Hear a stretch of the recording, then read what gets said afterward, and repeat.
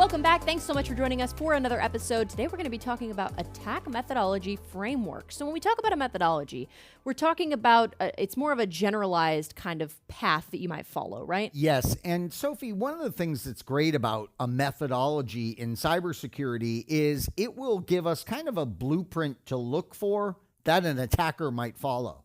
And one of the fun things to do, I know Daniel does it here, I do it, Wes does it, a lot of the educators will do this. We will take a real world cybersecurity attack, like the Colonial Pipeline attack of a couple years ago that was so famous because they ended up shutting down the Colonial Pipeline along the East Coast, which was providing most of the gas for most of us on the East Coast.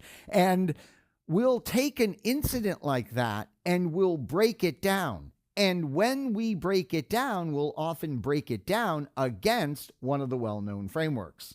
I wanted to go ahead and start with one. I thought our director was talking to us. Now I'm hearing things. Anyways, I wanted to go ahead and start with the cyber kill chain. I bet you've heard of this one. Yes, I have. And I bet you love it. It is a really celebrated framework for giving us insight into just how an attacker might attack us. So the first thing, reconnaissance. Boy, oh boy, this can be a tricky one. Here's why it's so tricky.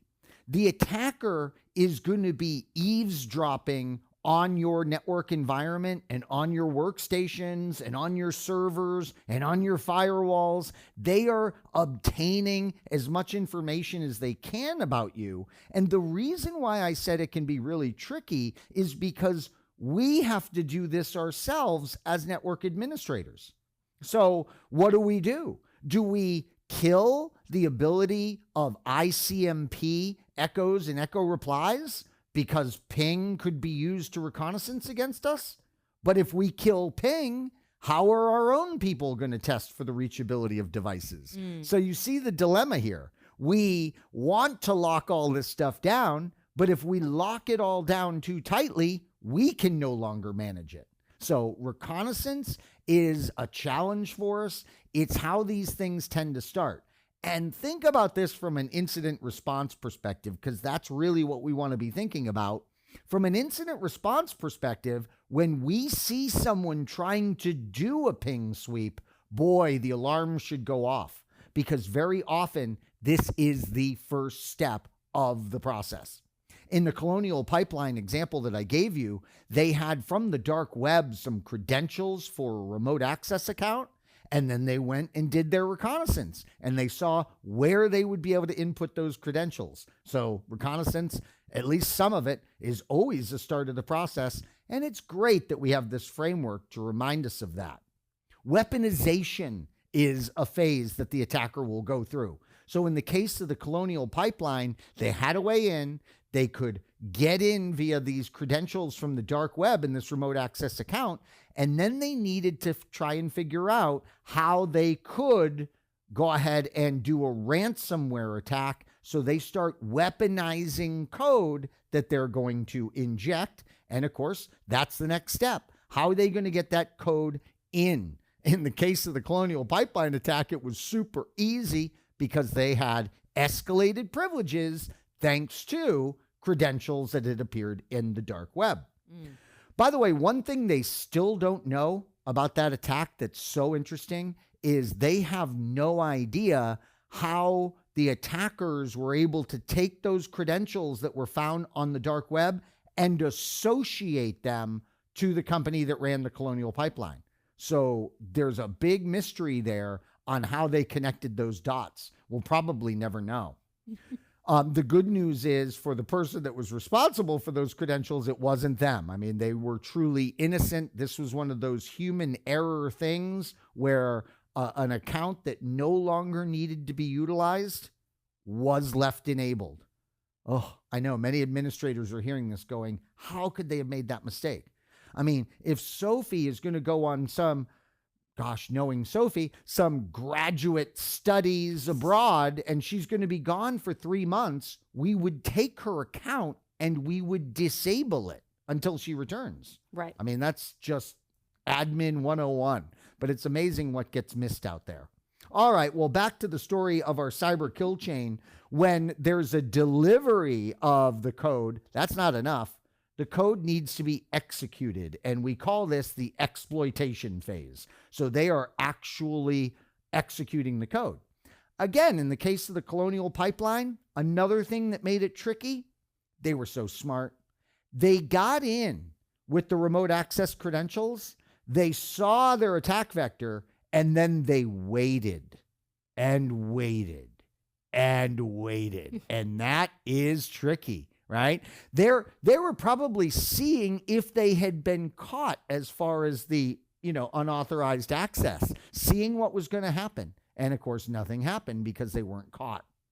Next up in the cyber kill chain, we have the installation of typically further software. And then the really, really scary part, we have the command and control phase, otherwise abbreviated as C2. You'll often see it that way, so please be aware of that.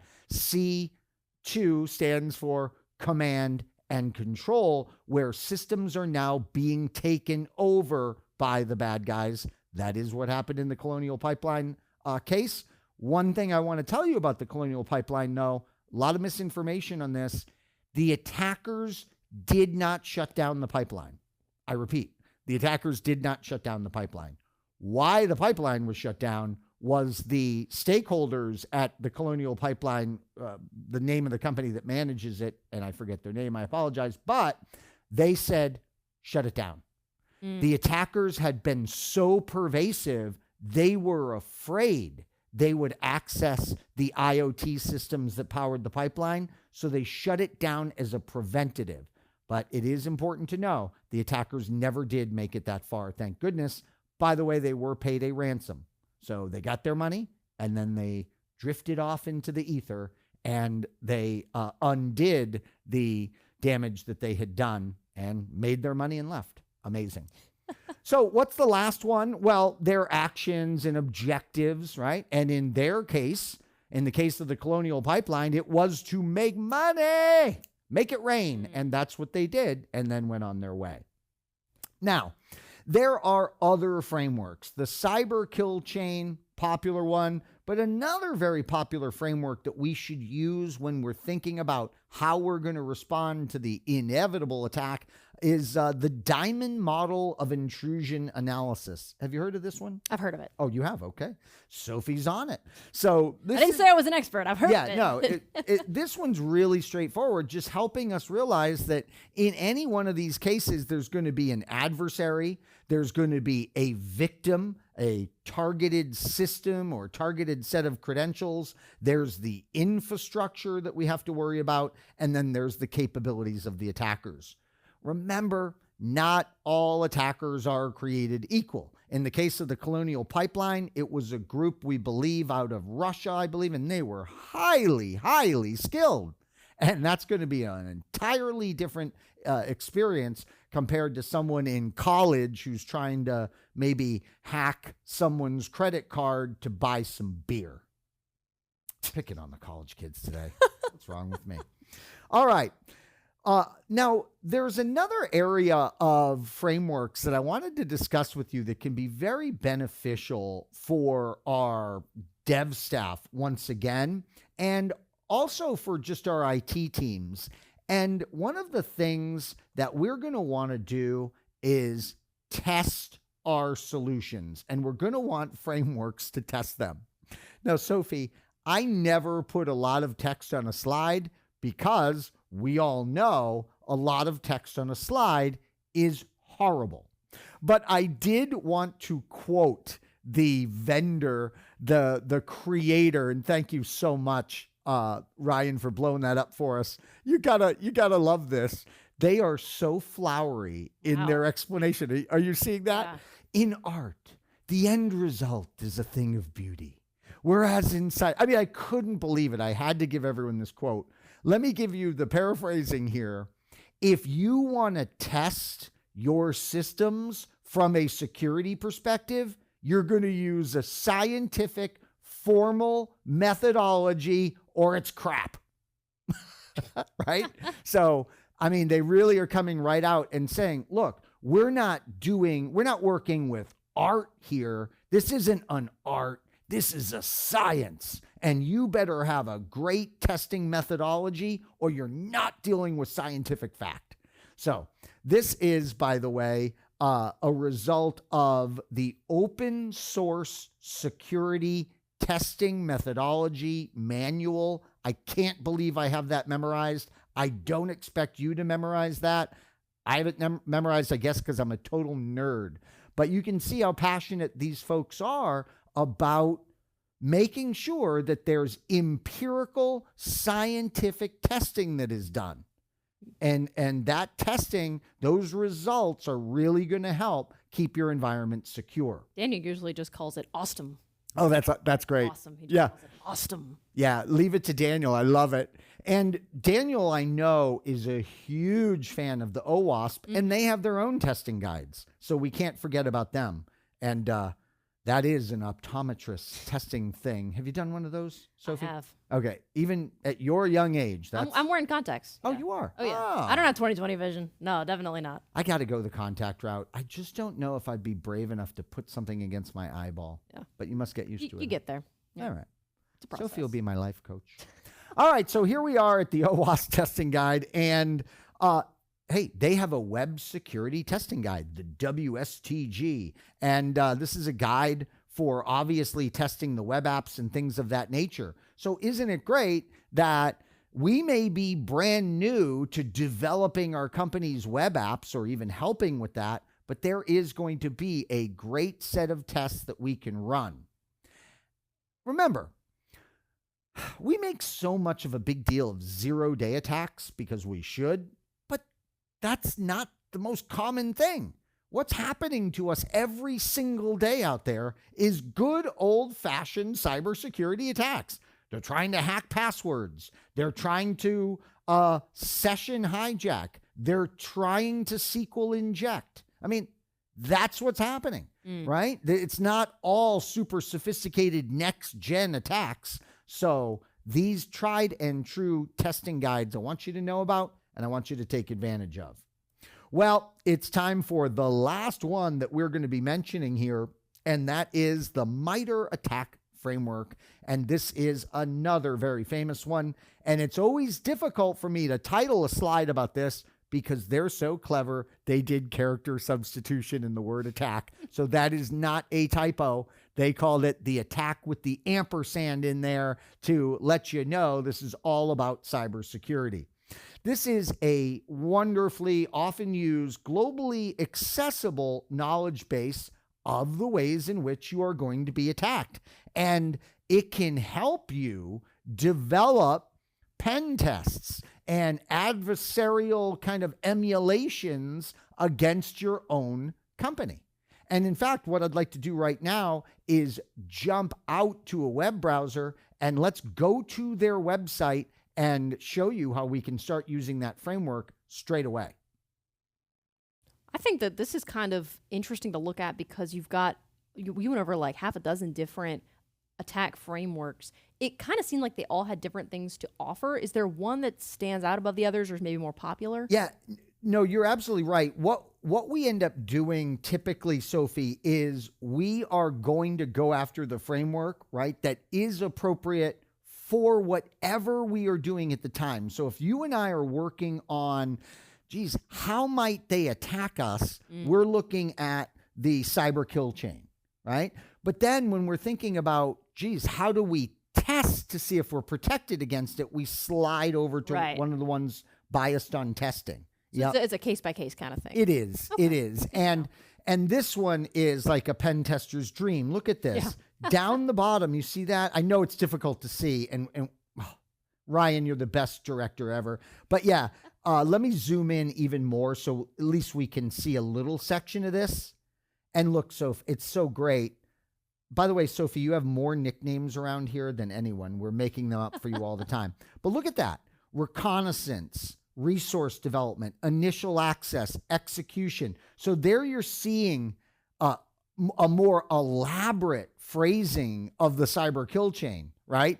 Even more steps to the process. And if you come in here, Sophie, It's ways in which they're going to do that. Look at this. Initial access might be through phishing.